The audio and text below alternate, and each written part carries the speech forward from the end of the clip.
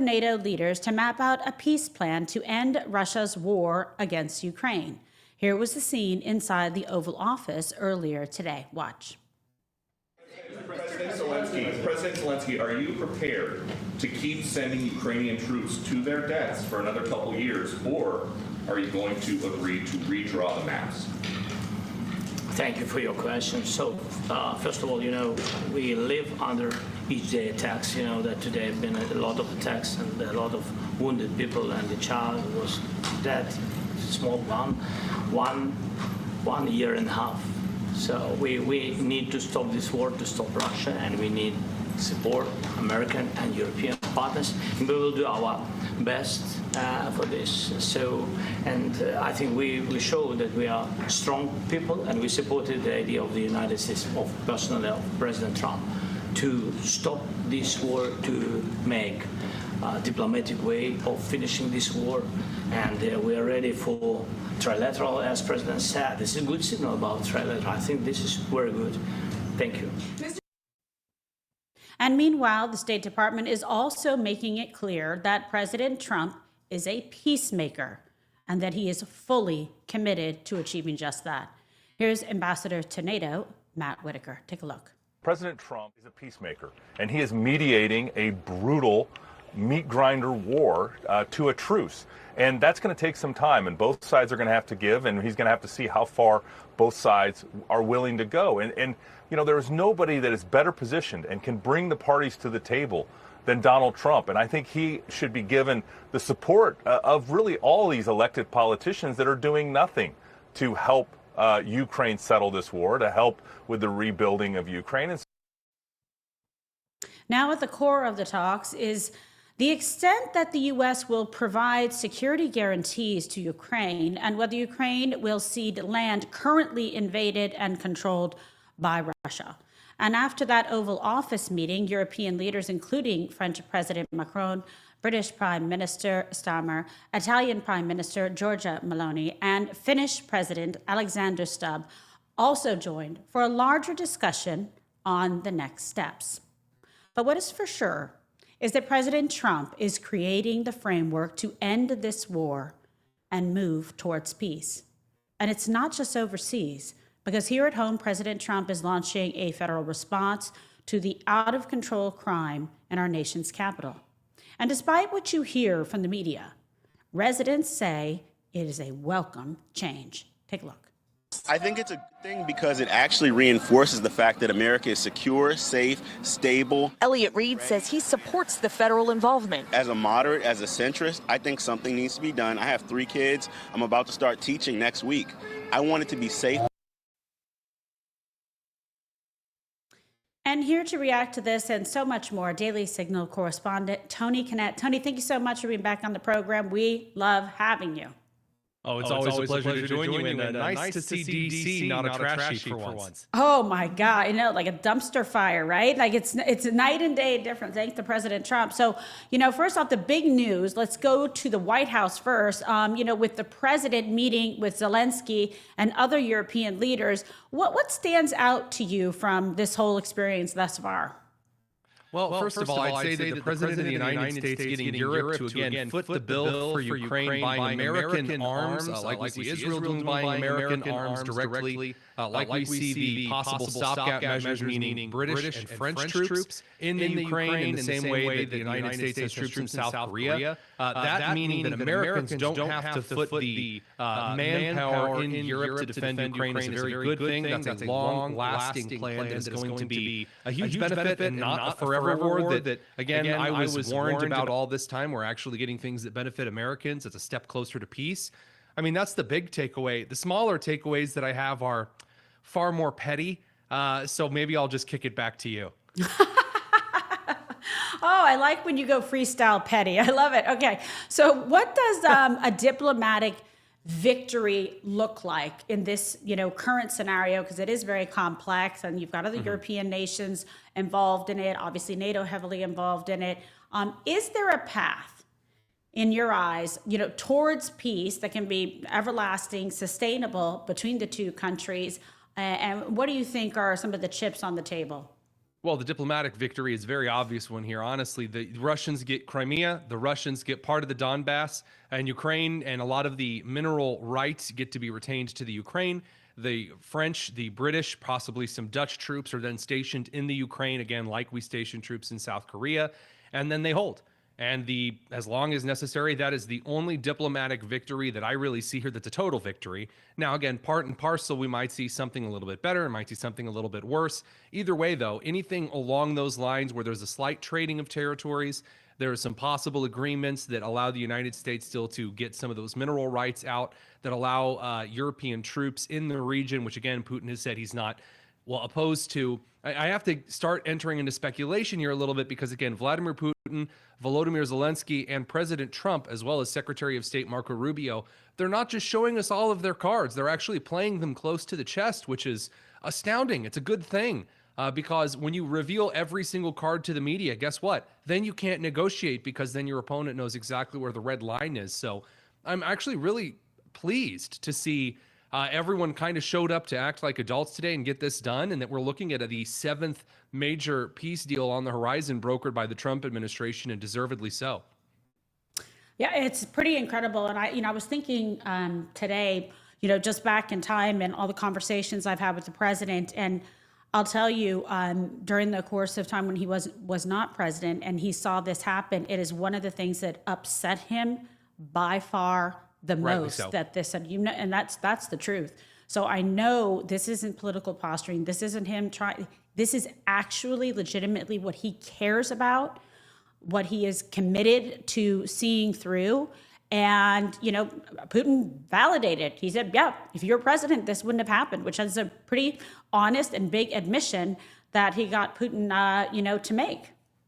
Well, I think that I see Trump a lot like a parent in this kind of a situation here. I have had the wonderful pleasure, as a lot of parents have, of seeing my wife lecture the children or warn them in some way. And then I walk out of the room thinking the situation is settled. And then all of a sudden I hear one of the kids being knocked into a dresser, and I come back in and I'm ready to throw hands with these kids because I thought it was settled. What are you guys doing? And that's really, I understand Trump's frustration here. And he's played it off rather well in front of the camera, saying, well, it turns out that's not the easiest that I thought it was going to be. I mean, that's a real human moment from the president here. And I think it's well put that it's time to knock this stuff off. All right, the adults are back in the room, and not just from a campaign slogan. All right, are we going to get this thing settled, or are we just going to have to sanction you and cut you off from the entire world nigh throughout eternity? Because look, I mean, if you really want to play this game, Vlad, we can do this until your heart gives out, which, given the way that he looks, may not be that long. So I think Trump's doing the right thing here, and he's doing it rather well. On a side note, because I was like, I got to remember to tell Tony this, so I kind of love that the White House, the president told Zelensky he had to wear a suit to the White House. I mean, you can't even make this stuff up. So he knew, he came prepared to make a deal. So my friend said, if he shows up and he has a suit on, he's ready to do business and make a deal. We've reached one of the petty points, so if you'll allow me.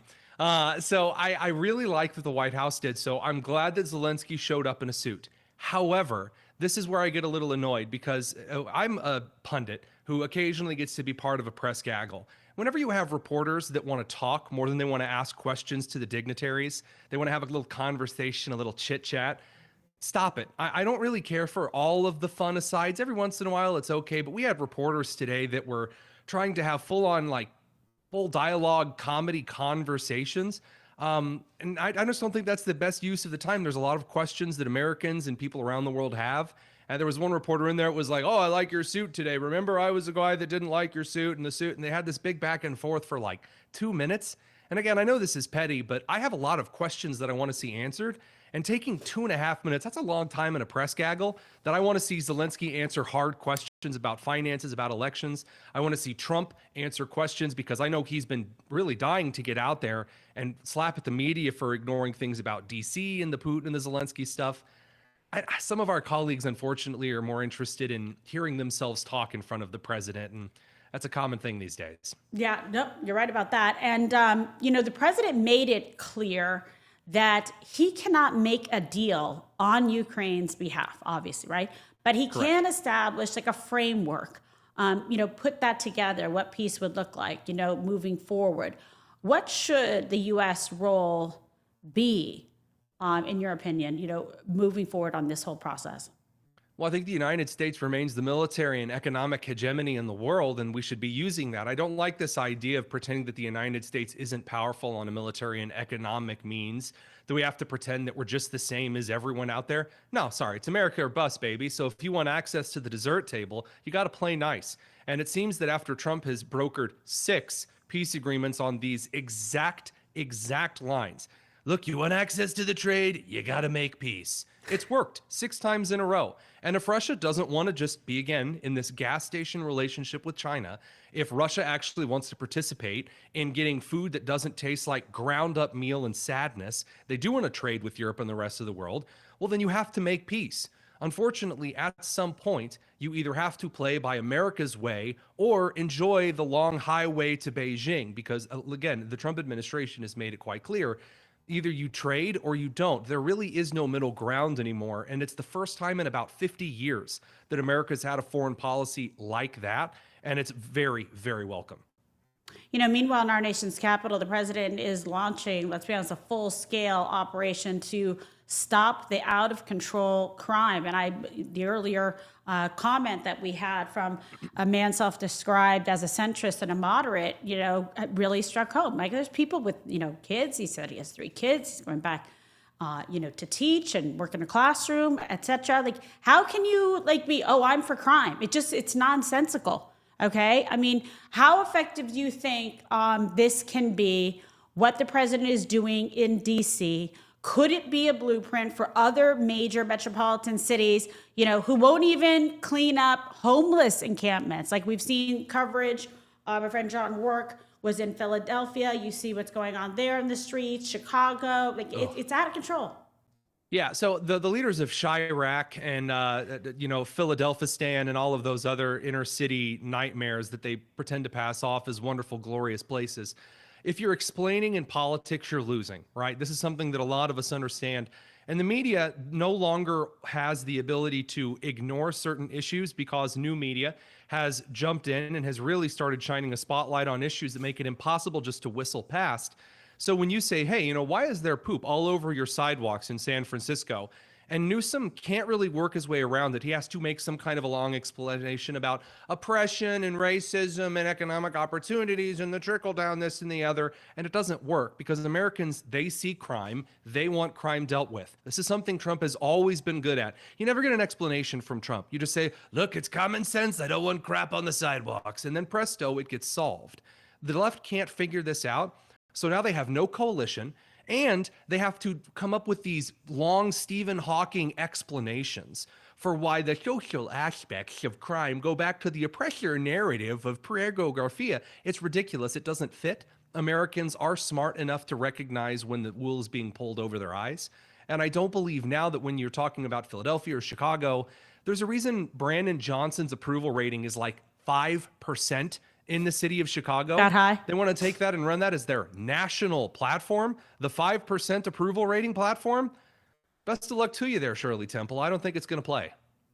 Well, 5%. I mean, how do you wake up in the morning and go, whoa, I suck. You wake up and ask 5%. Who the 5% are. Those camping on the streets? Yeah. Craziness. I hate garbage and mess. It's just so bad.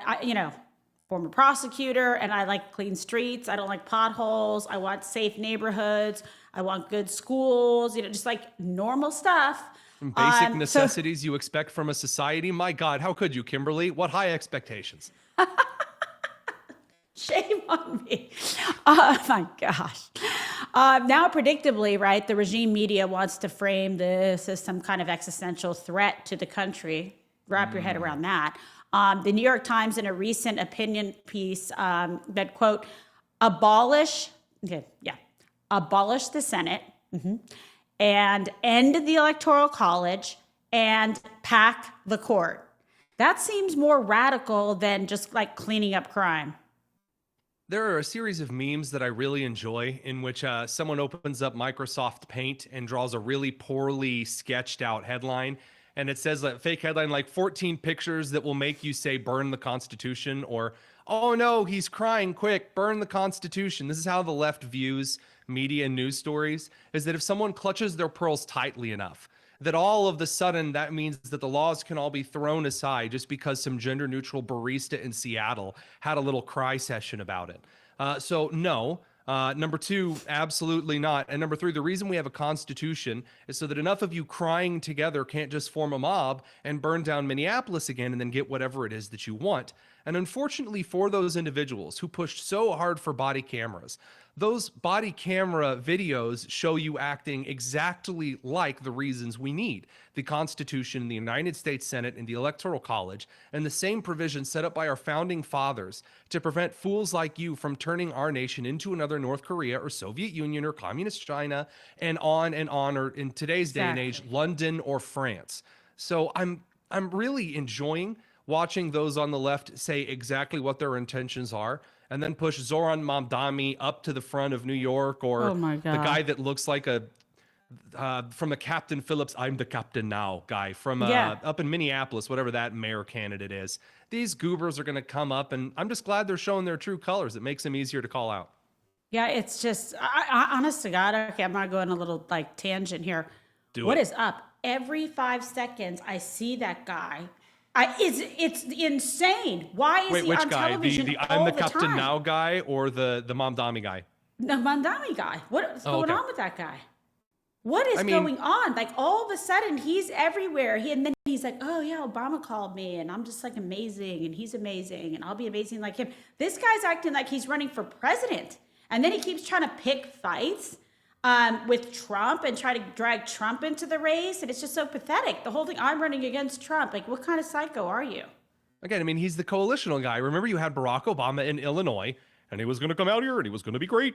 And he has all of these wonderful things about him. He's from the Midwest, but also he's black and a Democrat. And there were all of these things that they glued together that made him seem amazing. Now look at Mamdani. He's the pro-jihadi guy. He's pro-LGBTQ plus 2IA 8675. Jenny, call my number. Oh my God. He's also radically communist. He's the new coalition they're trying to glue together.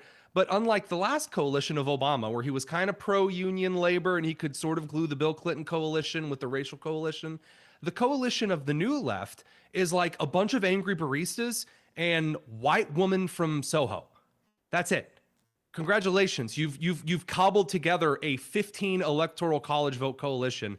There's 538. That's amazing. But Best they of want to luck to you bullshit. there. Remember, no more electoral college. It's because they just wanted the outcome that they want. They don't care how they get to the result. They just want it, and they want it now. And and Soros is still alive, so he's sitting there, being the puppet It's not master. like his son Alex is any better. I mean, he's busy making out with Governor Tim Walz of Minnesota.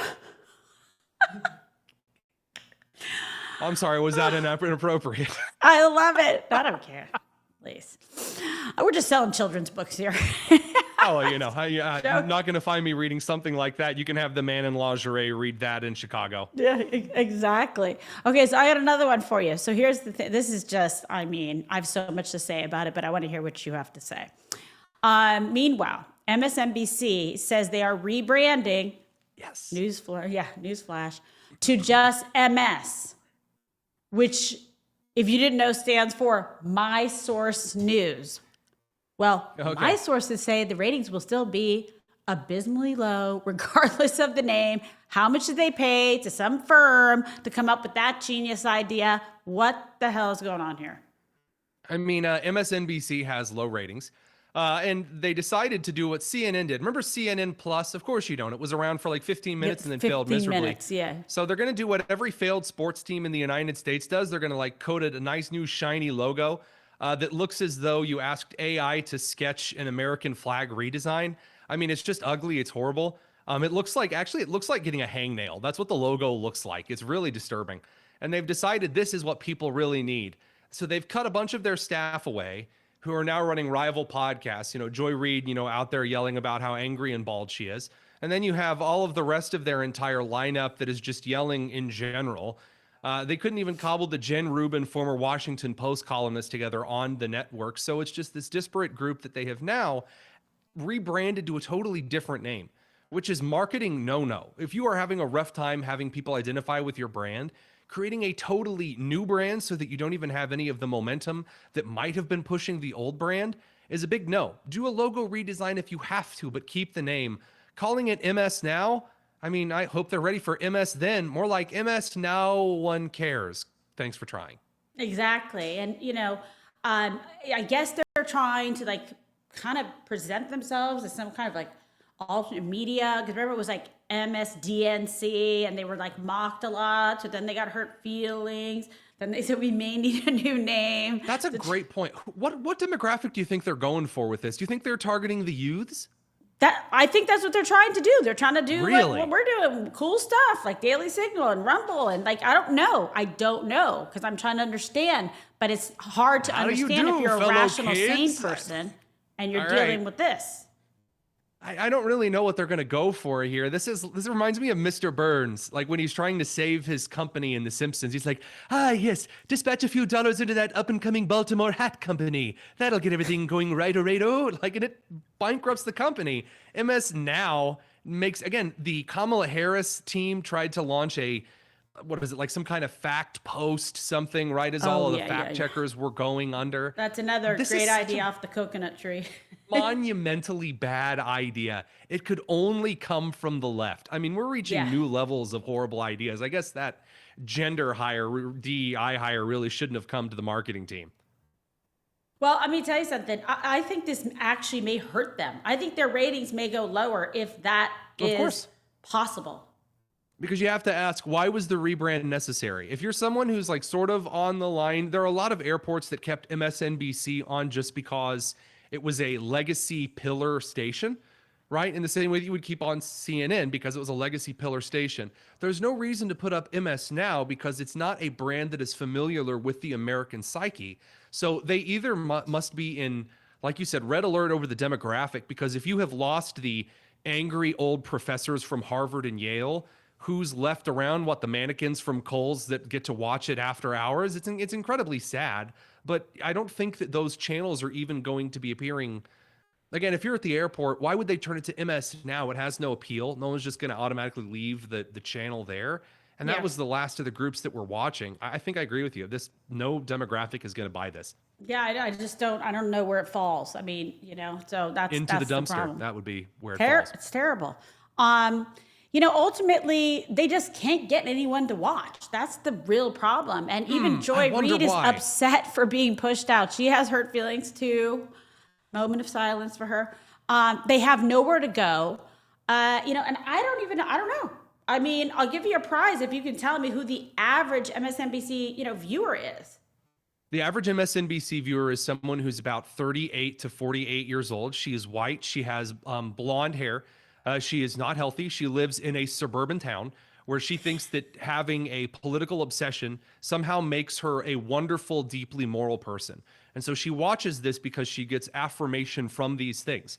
And I met these people when I was teaching. These parents were insane, and they would cause trouble for everyone. These are like your HOA people. They go home and they need, because they're not active in their church, they're not active with their family, they're not active with their community. But MSNBC will tell them they're deeply moral if they're out putting, in this house, we believe in science, yard signs out in front to tell everyone how moral and ethical they are. In essence, it's basically anyone who is rushing out to simp for Beto O'Rourke or Pete Buttigieg in the next election. And that's the demographic. No, you're right about that. And I just, I don't know. I think it's, they're doomed. I mean, but I guess they just stay on the air. I don't know. I mean, same problem with CNN. Do they? I mean, even all of the MSNBC networks, I mean, does The View end up getting renewed on this one? There's rumors that it might be having some significant issues. It's taking its yearly summer hiatus at the moment. You can tell because, we're not scratching at our ears from the sounds of Whoopi Goldberg's voice.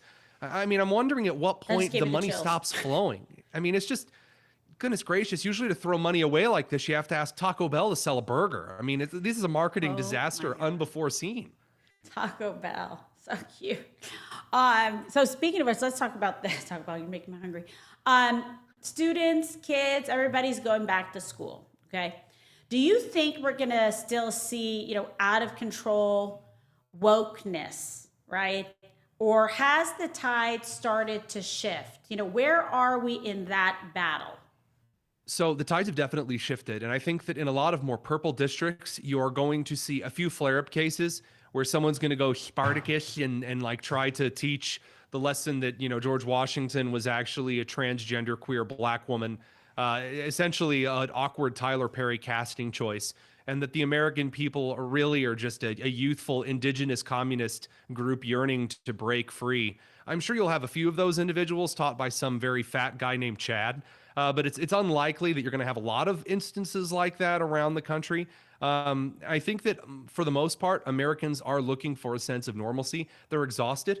Like the reason you turn on ESPN is to watch sports, not to get a lecture from the lady who got a journalism degree and played lacrosse for 2 seasons. You're just not interested in the lecture. You just want to watch sports. Yeah, exactly. A lot of Americans do, in fact, want to send their kids to school to learn reading, writing, arithmetic, history, science, the industrial trades, perhaps. And I think that you are going to see a return to that. There's a kind of political exhaustion that has really moved to Trump's favor. And this was what the benefit of running a common sense campaign was. And, for those who were worried that Linda McMahon was going to come in and make everything hyper politically, she's actually been one of the least political oriented secretaries of education. She's more interested in returning things to an office of education in charge of statistics while increasing school choice and parental rights. That breeds a level of calmness as well as a level of stability that will cause, I'd say, things to be a little bit quieter on the school front. There are some lawsuits in places like Loudoun County regarding trans stuff, as there should be. But for the most part, we are starting to move out of the main part of the hurricane. There'll still be some lightning, but we're starting to get away from a lot of it. Yeah, I think you make some really, really good points about it. And I was thinking about that yesterday. She's been doing a very good job. She's like, I don't see how you can criticize her when she really has been just like a stable, strong voice and force to effectuate good and for our classrooms and for our, children of this Phenomenal country. example of what a strong woman should be. She's to the point. She's not messing around. She has kids that she's responsible for. She's a brilliant administrator. And this was evident for those of us who knew her going in. I mean, the America First Policy Institute, though I more worked closely with the Daily Signal and prior the Heritage Foundation, I can say the America First Policy Institute, when she was running things in her ship, were run taut. They were phenomenally executed. And again, she has been a brilliant pick from day one. And again, when you look at young women and you say there is an individual who you should be like, that's a pretty obvious case. Yeah, and she says, you make a good point about her being a great administrator because, this is a woman that has succeeded in every role that she's taken on. I mean, she was phenomenal AFBI, she did a great job for the president, for the administration, and she's just somebody that you can count on, Small Business Administration, great job. It's like, hey, you need somebody to go in there and actually get stuff done that is going to be like solid, professional, no drama mama. You put her in. And also she knows when to not make things up on the spot. So any professional in the administrative area, you need to know there's a time when it's time to call in the lawyers, when it's time to call in the policy writers. I like and say, that. I don't know the answer to that. I have people for that I have picked to execute those things faithfully. She does that. I have never seen her speculate once. She always has a constantly working team to make sure they get everything through and through. And I'm happy to say that I know some of those people in the Department of Education, and they're doing an excellent job. Harmeet Dillon also executing certain things like that over at the Attorney General's office. Lawyer. The working between the civil rights team and the education team is just stellar. We're not even celebrating these victories on the national stage like we should, because this is a fight like we've been on for 30 years. We're seeing victories that we're not even taking a victory lap on. And to be honest, I feel a little guilty about it because some of these fights are now over, thank God. Yeah, that's the thing. And let's talk about this, as Congress gets back to work in early September and the Senate. Work. Yes. What is going to be the biggest battles on the Hill, and what are you keeping your eye on besides me on the Senate floor for 1 million days? I'm ready to say that the Senate confirmations, if they ever get through, dear God, I certainly hope so. In the House, I'd really like to see a few bills put forward. So I did happen to notice that there's a bit of arguing over whether or not the federal police should be enforcing things like firearms laws in Washington, D.C., and there was a bill that was put forward a little bit earlier this year, actually, by Thomas Massey, that was for constitutional carry in D.C. Again, apolitically, if Republicans control the House, send that over to the Senate. I'd like to see constitutional carry. I'd visit more often if I could carry my H&K VP9 with me wherever I went. I mean, there are some common sense basic laws that should be going through. Are they going to get through? Well, absolutely not. It's the House of Representatives. And, you know, you and I both know that we have until about November, until it's a year out from campaign for the midterm, you know, time. So unfortunately, I think we're going to be running a little bit out on any more substantive policies. Maybe another rescission package. I hope so. But maybe the oversight committee throwing a pair of cuffs on James Comey. If I have one prayer, it is to see James Comey behind bars, maybe John Brennan as well. I think we're going to see some updates on that, but I'm not counting my chickens. I try not to get a little too optimistic there. Yeah, these people are so bad. I've even seen my name in some of these documents that are like, oh, Project Veritas and whatever. It's like, these are the people we want to target, go after this person, and also Kimberly Guilfoyle, who's very close to Trump. It's like, oh my God, you people are so bad. Like, there needs to be accountability. People need to go to jail for what they've done, like literally trying to craft crimes against innocent Americans so that they can subvert the political will of the American people. Well, again, I mean, the Espionage Act of 1917 is very clear, but let's break it down into a more common analogy. I am not allowed to call my local police department and say, hey, on the west side of town, there is a fire that is burning. So all of the police then go to that side of town with the fire department to deal with the fire. And then on the east side of town, I rob a couple of pharmacies and a bank because all of the cops and the firefighters are busy. You can't do that. You cannot cause false information to be given to the federal authorities or state or local authorities in order to commit different actions. That is illegal. Not allowed to do that. Comey and Brennan did that overtly. Put all of the other crimes aside, you have to take care of that. But that all said, I want them to do it right. I don't want them to do a Sean Diddy Combs here and just hit him with every single charge in the book, do it really sloppily so that the guy gets off the hook. I don't want to see that. What I want to see is a nice, slow, meticulous, nail him to the wall. And then, you know, if you just happen to expatriate him and ship him to El Salvador, well, you know, I have a lot of wishes. And while we're wishing for things, I'd like a pony. I know, exactly. I love that guy. Let's send them all over there. And I love you. You're the best. Okay, this is where you get to plug yourself, everything about you, everything about Daily Signal. Take it away, Tony. Well, my colleagues at the Daily Signal are great. DailySignal.com. You can find us there. If you're a masochist, you can follow me on X at the Tonus, TheTonus. You Google me, you'll find other stuff there. We got a show every day, 7 p.m. It's a hoot. Stop by. Well, I love it. And, you know, it's a sign of a high intelligence when someone is incredibly funny like yourself. So, hey, I love either that or a severe childhood trauma. We'll keep it real. Exactly. Tony, you're the best, honey. Thank you so much. And we're going to continue covering all of this. Look forward to having you back on again very soon. Appreciate you a ton. Thanks. All right. Take care. And in the meantime, be sure to check out the 1775 Coffee Company. We talk about it all the time. Don't compromise on taste, quality, or your values. And 1775 coffee is brewed to perfection, crafted with precision, and it is built on patriotism. The farm-to-cut process means there is quality, authenticity, and sustainability from start to finish. All the beans are ethically and exclusively single-sourced. So, try 1775 coffee today. Go to 1775coffee.com/KG and you shall receive 15% off your first order. Why not? Try it today. You're going to love it. And in closing, President Trump is pursuing a righteous path towards peace and bringing world leaders together to actually solve a problem instead of what we saw the last 4 years under Biden. Honestly, the United States isn't in this war. They didn't start this war, but President Trump can be the one to end it through peace and strength. And I want to thank you so much for joining us today. And please be sure to download the Rumble app, subscribe to my channel, turn on notifications, like and share, and tell all your friends so they know exactly where to find us. And please also be sure to follow me across all platforms: X, Truth Social, Facebook, Instagram, and TikTok. Stay tuned to Rumble for all the very latest breaking news coverage. I hope